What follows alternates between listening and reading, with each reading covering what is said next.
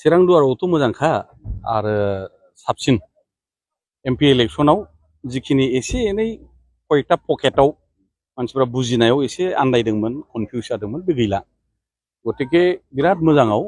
बहाय माने भटआ इउपिपिएलआ भटआ मोनगोन बेखौ एकदम क्लियार जाबाय आरो बांद्राय रायजो राजाफ्रा दिनैहाय सोंनो नागिराखै जि नुदों बुजिखाजोबनाय मानो इउपिपिएलआव दिनैनि बाइ इलेक्सनाव भट होनांगौ आंनि बुजिनायाव आंनिख्रुइ साबसिन आइ आफा रायजो राजाया बुजिनानै दं गतिके जों बांद्राय बोफ्लेनानै एबा बुजायलायनो गोनां जायाखै प्रयजन जायाखै बे मोजां मोनसे साइन दा गतिके एकदम रेडि आरो बे बर' रायजो राजाल' नङा बहाय थानाय जेसेबां ओनसोलनि जाथि जनगोष्ठी बयबो एकदमबारे मोजाङै भटखौ होगोन इउपिपिएल 4 बोसोराव इउपिपि सरकारा रायजो राजानि थाखाय मा मावना होदों माबे सेक्टर बहाय सेक्टर थायो मा गाज्रि मावदों बिदिबो सोंफिननाय थायो खोथाया जाहैबाय परिबेश परिस्थिति बे मोनसे सेक्टर एबा बाहागो हायाव माखासे उन्नयननि खामानि बे मोनसे बाहागो ओमफ्राय माखासे जोंनि सोलोंथाइ बिथिं बेबो मोनसे सेक्टर हारिमुवारि बिथिं बेबो मोनसे सेक्टर गेलेनाय बिथिं बेबो मोनसे सेक्टर गुबुन गुबुन जाति हारि माहारिनि गेजेराव मोजां सुसम्पर्क खालामनाय बेबो मोनसे बाहागो बेबो मोनसे सेक्टर दा फंसेयै मा गाज्रि मा मोजां होनोब्ला फंसेयै बिनि सोंनायनि फिननायाव हयथ' मोनसे जवाबजों बियो क्लियार जानाय नङा मोनसे फिननायजों जानाय नङा आङो फंसे रावै बेखौल' बुंगोन जथेस्थ' मोजां खामानि मावदों आरो सेस्थायाव दङ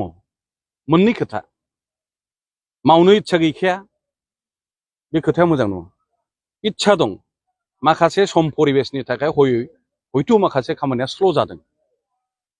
बहाय हयथ' रायजो राजाफ्रा बयबो बुजियो किन्तु इच्छायानो गैया नायसनथारा बेथ' खोथाया गाज्रि दा गतिके इन्टेनसन उद्देश्य सिंनि जि इनसाइट मावनायनि सेस्थाया बयहाबो दिनै जे दैदेनगिरिफोर दङ मानाव गेदेर चिफनिफ्राय आरम्भ खालामनानै इएम बिथांमोना जथेस्थ' सेस्थायाव दङ आरो गोबां खामानिखौ दिनै मावगासिनो दङ आरो साबसिननिफ्राय साबसिन रेजाल्टखौ जों मोनबाय थागोन हा पाट्टा राननायखौ बिटिआर सरकारनि हा पाट्टा राननायखौ होआ बा 3 बोसोरनि भेलिडिटि बिदि बुंलानाया थिग नङा मोनसे प्रेक्टिकेल एबा बास्तबता जानांगौ खोथाया एसे आवैथिं थांनांगोन जेला मोनसे समावहाय हाग्रानि हाखौ होनाय जादोंमोन बे समावहाय बे हानि पाट्टा राननाया भुवा होननानै बुंदोंमोन दा बेफोरजों कयेकटा रेफारेन्सआव कयेकटा फुराना खोथाखौ लानानै बुंनाय रावफोर बायदि आङो सम सम मोनो खारन आवगायाव आं जि दंमोन दा ओरै दङ गेजेराव आं जिखिनि बुजिनो हायो बुंनायनि इन्टेनसनफोरखौ मतलबखौ दा गतिके बहाय बिदि बुंलायबाय थानानै जोंनि रायजो राजानि समस्या समाधान जाया जोंनि नोजोर आरो थांखिया जोंनि रायजो राजानि गोरिब दुखिया बोरै जों समस्याखौ समाधान खालामनो बिथिं थांनांगौ पाट्टा राननायाबो नंगौ मोनबावनांगौ दंनायाबो नंगौ बे मोनबाय थागोन फरेस्टनि पाट्टा जे हा राननाय सिगांनियाबो नंगौ दानियाबो नंगौ आरो दिनैहाय बे फरेस्टनि पाट्टा मोनखांनाय गामिफोरखौ रिभिनिउ खालामनायनि जि सिन्था बेबो नंगौ बिटिआरनि दैदेनगिरिफोरखौ नोंथाङा जयनिं जाफैबावगोन होनना बुङो माब्ला समाव जयनिं जागोन बे दिन थारिखनि खोथा नङा बे मोनसे धारना एबा एपिल आंनि गोसो सिंनिफ्राय खावलायनाय खोथाया जाहैबाय दाख्लैफोर एसे ओंखारदों नालाय जे चन्दन ब्रह्मआ एमएलए मोनैनि खुद्रिनानै दङ गतिके बेबो बिपिएफआव फैफिनसिगोन बे खोथाखौनो आं बारे बारे बुंदों एमएलए नांगौ होननानै आं माला दरखास्त होआ एमएलए एमपि जानो थाखाय आं माला इउपिपिएलआव जइन जाया आं जुदि इउपिपिएलआव बे खारनाव जइन जादोंमोनब्ला फैदोंमोनब्ला आं दुखु मोननाया स्वाभाबिकमोन खारन बे उद्देश्यआव आं फैयाखै